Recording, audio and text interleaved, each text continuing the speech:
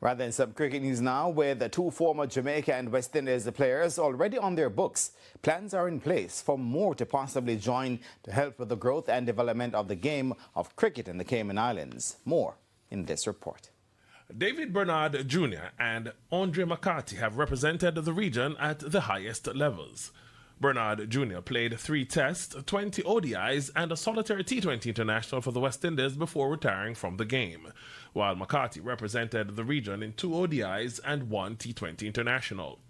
Both former players are now an integral part of the Cayman Islands cricket setup. Bernard Jr. is the technical director for their program, while McCarthy is a member of the coaching staff.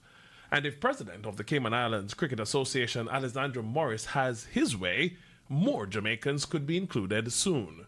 He was, however, coy when asked about the possibility. Well, I can't really say it on air like plans that we have in place, but we are in talks with some people strategically about maybe joining us in different capacity in our program, yes, but and they may so happen to be Jamaican, they may so happen to be other nations and nationalities.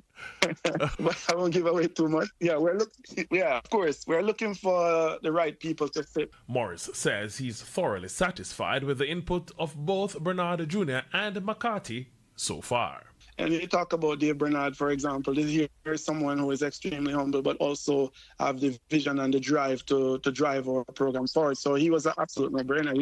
He's been his work ethic is impeccable, and I'm so I want to see. I'm delighted for him that he's found his passion in Cayman, but I'm also looking forward to seeing the results that will come from both him and Andre McCarthy together doing what they're doing. I tell you that I envision in a couple of years' time you're going to see some very good cricketers coming out of Cayman Islands under these 2 guys. Morris, who's also Jamaican, made a plea to Jamaican cricket fans.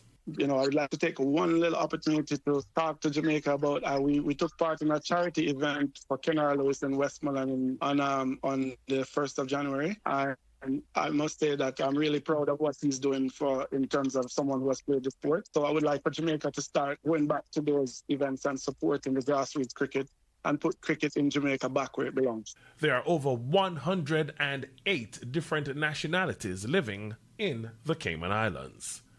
Garfield Jones for TVJ Sports.